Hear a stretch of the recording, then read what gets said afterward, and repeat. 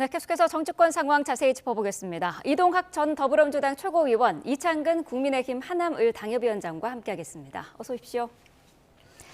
자, 보신 것처럼 어제 김건희 씨의 1심 선고가 나왔습니다. 세 가지 혐의에 대한 판단이었는데 도이치모터스 주가 조작 사건과 명태균 씨 여론조사 의혹에 대해서는 무죄가 선고가 됐고요. 통일교 금품 수수 의혹에 대해서는 일부 유죄 판결이 나왔습니다. 그래서 총 징역 1년 8개월이 선고됐는데 결과 어떻게 보셨을까요? 완전히 김건희 어게인을 외치는 것이 아닌가라는 생각이 좀 들고 특검에서 15년을 구형을 했잖아요. 네. 근데 국민 법감정에 한참 못 미치는 그런 판단이 나왔고 그리고 김건희 여사의 경우는 그동안 반성도 성찰도 하지 않았습니다. 사과도 한 적도 없고요. 근데 이제 뭔가 건건이 거짓말을 하다가 뭔가 문제가 나올 때마다 사실이 나올 때마다 그때마다 마지못해서 사과했었던 거였거든요. 인정했었던 거였거든요. 근데 그러한 것들에 대해서 적극적으로 뭐 마치 반성했던 것처럼 판사가 묘사를 하면서 이런 거를 이야기하는 것은 전 잘못됐다라고 생각하고요. 네. 국정농단이나 뭐 공천 개입 이거 굉장히 현란하게 하지 않았습니까? 완전히 김건희의 나라다, V0다 이런 얘기까지 있었는데 그런 점에서 1심 판결 자체가 상당히 국민의 감정을 대변하지 못하는 그런 판단이었고 특히나 전 판사께서 어제 뭐 이불킥 많이 하셨을 것 같다는 생각이 많이 듭니다. 어제 김건희 씨 측의 변호인단이 특검이 구형한 게 과도한 거였다. 그러니까 국민들에게 나쁘게 인식하려고 한 거였다. 이렇게 말을 하기도 했는데 어떻게 들으셨을까요? 굉장히 잘못된 발언이죠. 왜냐하면 어찌됐든 간에 재판부의 1심 판결은 존중하지만 대한민국 전직 대통령 부부가 모두가 실형을 받았잖아요. 네. 그리고 검찰의 구형 15년에 비해서 턱없이 낮은 1년 8개월이 선고됐다 하더라도 사실 면죄부가 되는 건 아니에요. 그리고 재판부의 판단을 100번 양보해서 존중하더라도 사실 개인적으로도 이해되지 않는 부분이 있습니다. 뭐냐면은 주가 조작만 하더라도 사실 관련자들이 김건희 씨가 알았을 것이라는 것을 진술했었고 그리고 재판부에서도 김건희 씨가 본인의 계좌가 주가 조작에 사용됐을 거라는 걸 알았다고 인정을 했잖아요. 하지만 공동 정범이 아니라는 이유만으로 무죄를 선고했는데 사실 이 부분은 만약에 주가 조작의 방조로 기소를 했더라면 어떻게 됐을지 또 판단이 달라질 수 있거든요. 그리고 무엇보다도 통정매매에 본인의 계좌가 47% 가까이 거의 절반 가까이 이용이 됐잖아요. 그렇다면 이 부분을 무죄를 받았다고 해서 변호인들이 그렇게 주장하는 것은 정말 말이 안 되고 주가 조작이라는 건 사실 김건희 씨가 8억 1천만 원의 이익을 봤다면은 손실 본 사람도 있는 거거든요. 왜냐하면 주식은 제로섬 게임이잖아요. 그리고 명태균 씨 사건도 마찬가지예요. 무죄는 받았지만 사실 녹취록이 다 공개됐잖아요. 김영선 의원에 대해서 공천을 해주라고 했다는. 근데 무죄가 선고된 거는 이 부분은 뭐 100번 양보해서 명태균 씨의 어떤 정치 브로커라고 하는 그러한 신빙성에 무게를 뒀기 때문에 무죄를 받았지 않나 이렇게 생각하는데 그럼에도 불구하고 통일교로부터 받은 뇌물은 인정이 됐습니다. 그렇다면 변호인들은 더 자숙하고 더 겸손해야죠. 국민 수치잖아요. 예. 어쨌든 지금 1심 선고였고요. 양측이 항소를 예고하고 있기 때문에 이 부분은 좀 더 지켜봐야 될 부분인 것 같습니다. 한미 관세 협상 얘기를 좀 해봐야 될 것 같은데요.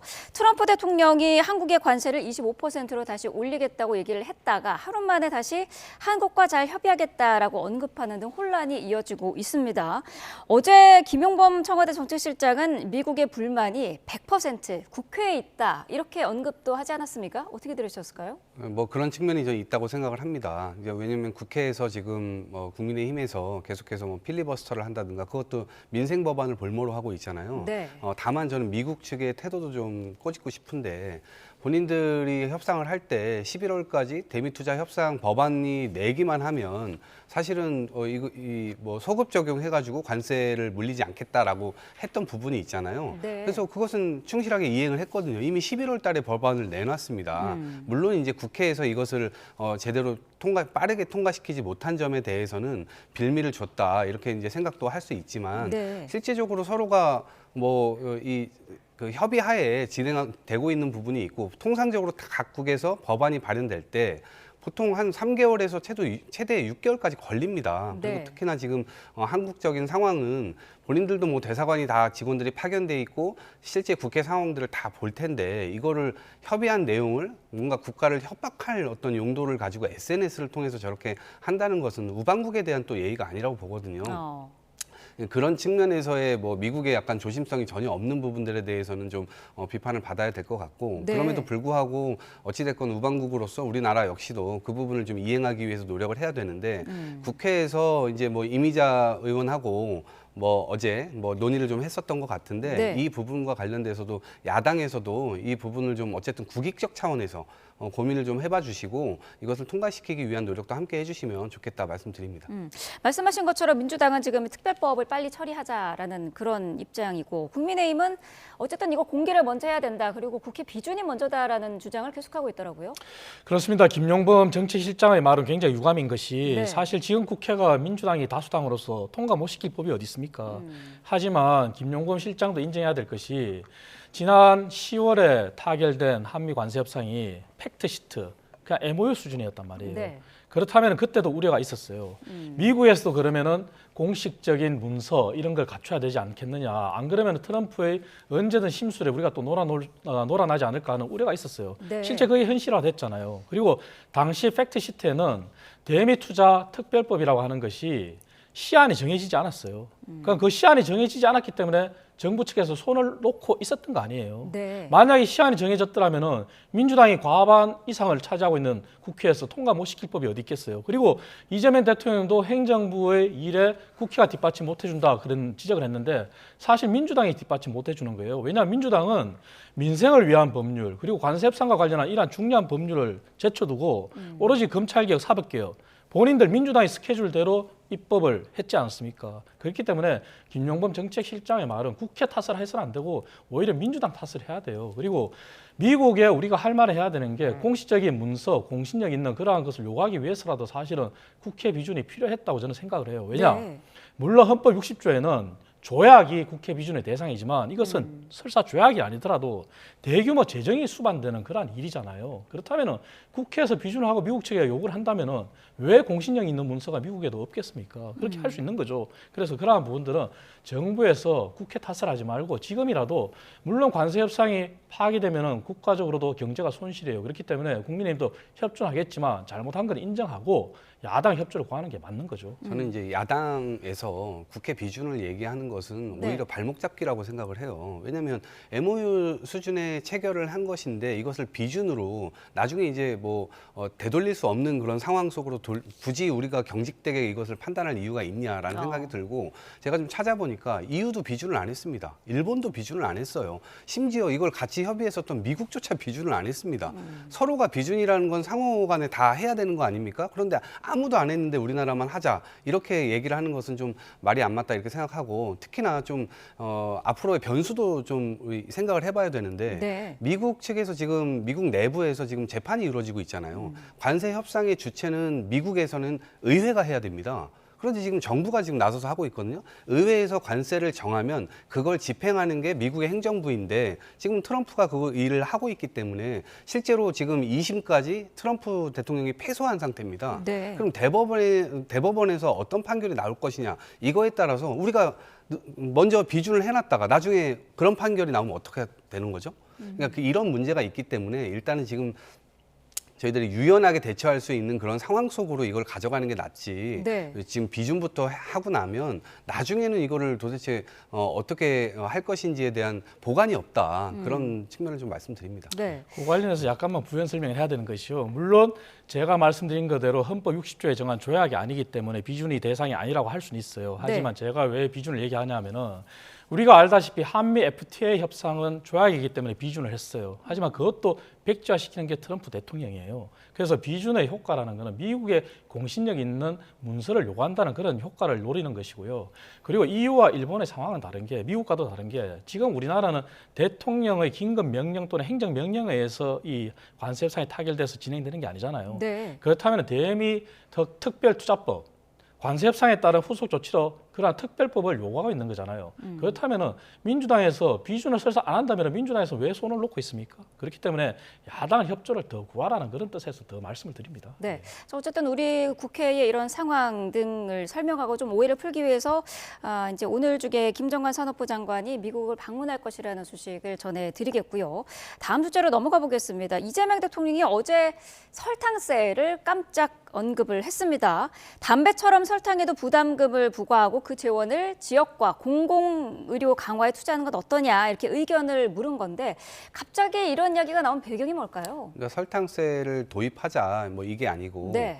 실제로 국민들의 의사를 좀 타진해 보는 겁니다. 근데 지금 지역이나 공공의료에 대한 사각지대, 그것에 대한 재원 마련은 또 어떻게 할지, 또 앞으로 초고령화, 이것에 따라서 의료 비용이 상당히 많이 수반이 될 겁니다. 근데 네. 그것을 복지적 차원으로만 이거를 다 할 수가 없는 겁니다. 왜냐하면 아래의 인구는 줄어들고 있고 위의 인구만 지금 늘어나고 있기 때문에 아마 모든 국가가 가진 숙제일 겁니다. 네. 근데 2016년에 WHO인가요? 세계보건기구에서 이미 이것은 권장한 바가 있습니다. 그 이후에 지금 120여 개국이 설탕세 도입을 했는데 제가 2017년도에 그 중동에 가니까요. 거기서도 설탕세라고 해가지고 당 음료들 이런 것들에 대해서 5%의 설탕세를 다 부과를 하더라고요. 네. 근데 그걸 통해서 결국 다른 어떤 취약한 곳에 지원을 하자 뭐 이런 의미를 가지고 지금 이런 것들이 되어 있고 특히나 당 음료를 많이 먹으면 만성 질환에 계속 시달리시는 분들도 있고 또 이거를 도입함에 따라서 실제로 그것을 좀 줄어드는 효과도 있는 거 아니냐라는 생각을 좀 해볼 수가 있는데 네. 어쨌거나 대통령 말씀은 이것에 대한 논쟁을 좀 해보자. 그래서 그 논쟁을 통해서 실제로 국민들도 이게 좀 좋은 거다라고 이제 얘기를 한다면 정부 차원에서는 추진해 볼 수가 있는 것이고 그게 뭐 지금 우리나라에서 맞지 않다 혹은 뭐 또 다른 어떤 이견들이 있다. 이제 이럴 경우에는 뭐 그것이 곧바로 추진되지는 않겠죠. 이제 그러나 어쨌든 우리나라 역시도 만성 질환에 시달리시는 분들 많고 또 앞으로 공공 의료가 필요한 지역 그런 사각지대를 지원하기 위한 재원 마련 이런 것들 때문에라도 여러 가지 의견들이 좀 나올 것 같은데 네. 이 논의의 수준, 상황 이런 것들을 좀 지켜봐야 되지 않을까 싶습니다. 어떻습니까? 국민의힘에서는 논의를 좀 무리 있게 할 가능성이 있을까요? 저는 대통령이 좀 더 솔직해지셨으면 좋겠어요. 물론 국민 건강을 명분으로 세계보건기구에서도 권장을 했고 117개 국가에서 채택하고 있는 점에서는 인정할 수 있어요. 하지만 이재명 정부 출범 초기에부터 우려했던 정세 없는 복지는 허구라는 게 현실이 되고 있지 않습니까? 네. 이미 올해 국가 예산이 800조 가까이 돼요. 그다음 내년에는 800조 넘어서서 900조, 1000조가 될 수 있어요. 대한민국 GDP 규모가 이제 2,500조를 넘어서는 상황에 이제는 국가 채무도 50% 이상을 넘어서는 상황이에요. 그렇다면 정세 없는 복지는 허구라는 것을 솔직하게 고백하신 다음에 이런 논의를 국민 건강과 결부지어서 건전하게 논의하자 그러면 야당이 참여할 수 있어요.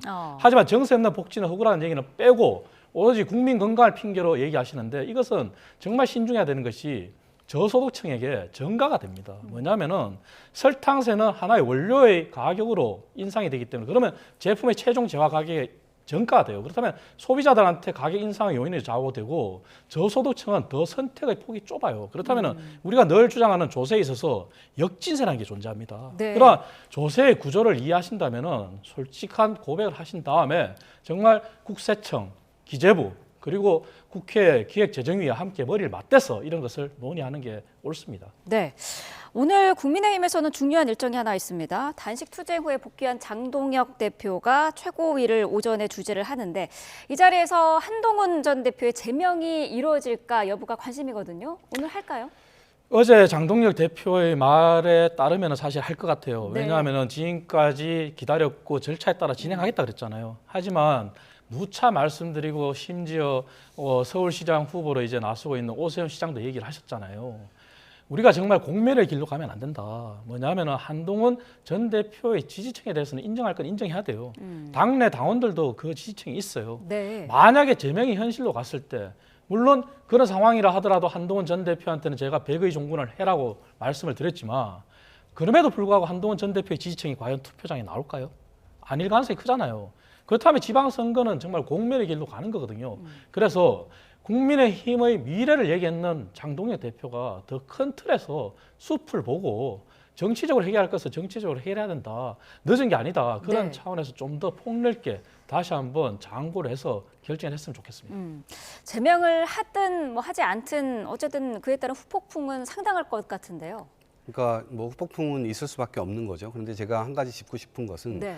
보수 정당이 자유와 공화, 최근에도 뭐 이름을 당명을 바꾼다고 하면서 여러 공모를 받았다고 하는데 자유와 공화를 강조하고 있습니다. 당명에도 아마 그게 들어갈 가능성도 전 있어 보이는데 표현의 자유라는 게 보수의 가치인데 이 표현의 자유 속에서 익명 게시판에서 글을 썼어요. 물론 저는 굉장히 뭐 면구스러운 일이라고 생각합니다. 그런데 이거를 지금 절대 지존을 수령님을 공격했다고 해가지고 지금 다시 이 뭐 억압을 하고 있는 거 아니겠어요? 최근에 징계받았던 김종혁 전 최고위원도 마찬가지입니다. 비판의 수위가 세다고 해가지고 장동혁 대표 절대 지존을 공격했다고 해가지고 지금 거의 제명하다시피 해버렸어요. 그러니까 보수가 가지고 있는 그런 가치를 지금 완전히 깡그리 잃어버리고 있는 그런 상황 속에서 이게 진행되고 있는 것이고, 네. 근데 지금까지 시간을 너무 오래 끌어왔는데 오늘조차 하지 않으면 우유부단한 장동혁 대표로 남을 것 같고요. 하지 않을 수도 없는 상황인 게 본인이 당대표 나올 때 이미 윤호개인 팀과 손을 잡았잖아요. 네, 그런 차원에서 오늘 하지 않을까 싶고요. 한동훈 네. 전 대표는 잘 대처하시기 바랍니다. 한동훈 전 대표가 어제 뭐 달기에 목을 비틀어도 새벽은 온다 이런 말을 하기도 했는데 지도부의 어쨌든 제명 결정을 예상을 하고 있는 것 같아요. 그렇습니다. 왜냐하면 본인의 어떤 분신이라고 할 수도 있고 본인이 당대표 지낼 때 지명직 최고위원을 맡겼던 그런 김종혁 전 최고위원이 사실은 당무감사위에서 제안한 그러한 징계안보다 더 센 징계안을 맞았잖아요.